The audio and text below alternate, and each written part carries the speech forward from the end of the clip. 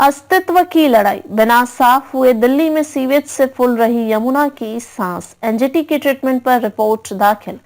दिल्ली से निकलने वाले सीवेज की तुलना में यहां इसे शोधित करने की क्षमता कम है। बगैर साफ किए सीवेज सीधे यमुना में मिल रहा है। इसकी मात्रा करीब 187.82 मिलियन गैलन प्रतिदिन एमजीडी है। इसका खुलासा केंद्रीय प्रदूषण नियंत्रण बोर्ड सीपीसीबी की रिपोर्ट में हुआ है। बोर्ड ने यह रिपोर्ट राष्ट्रीय हरित अधिकरण एनजीटी को सौंपी है। यमुना की हालत दिन प्रतिदिन खराब हो रही है। निरीक्षण के बाद एनजीटी की रिपोर्ट में कई खामियां मिली हैं। इस पर सलाह देते हुए एनजीटी ने 2 हफ्ते के भीतर सीपीसीबी और दिल्ली जल बोर्ड को नई रिपोर्ट दाखिल करने को कहा है।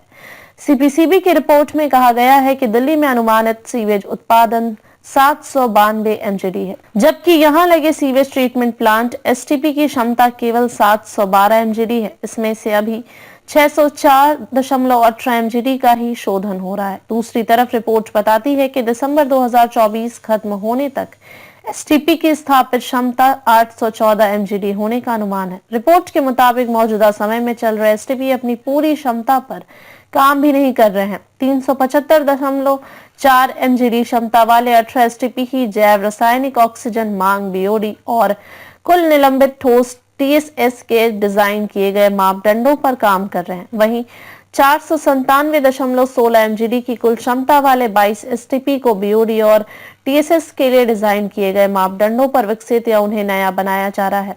इसमें कहा कि 62.66 एमजीडी की क्षमता वाले शेष एसटीपी प्रस्ताव चरण में है। दूसरी तरफ नजफगढ़ नाले के छोटे छोटे शोधन प्लांट लगने हैं। इस तरह के 40 प्लांट की क्षमता 92 एमजीडी होगी।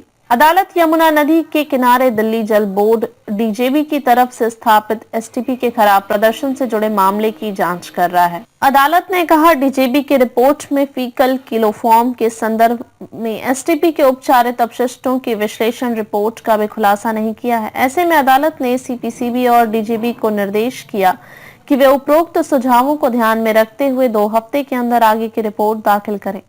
एनजीटी ने रिपोर्ट में पाई खामियां। एनजीटी अध्यक्ष न्यायमूर्ति प्रकाश श्रीवास्तव की पीठ ने सुनवाई के दौरान कहा, सीपीसीबी की 5 अगस्त 2024 को दायर की थी। इसमें 38 एसटीपी के प्रदर्शन के बारे में बताया था। वहीं सीपीसीबी की हालिया रिपोर्ट और कार्रवाई रिपोर्ट की एक साथ जांच की है। इसमें कई खामियां सामने आई हैं। डीजेपी या इसे संचालित करने वाली निष्पादन एजेंसी और सीपीसीबी की तरफ से कमियों को जल्द दूर करना चाहिए। साथ ही पीठ के सुझाव पर अमल करना चाहिए। पीठ में न्यायिक सदस्य न्यायमूर्ति अरुण कुमार त्यागी और विशेष सदस्य डॉक्टर ए सेंथिलवेल भी शामिल थे।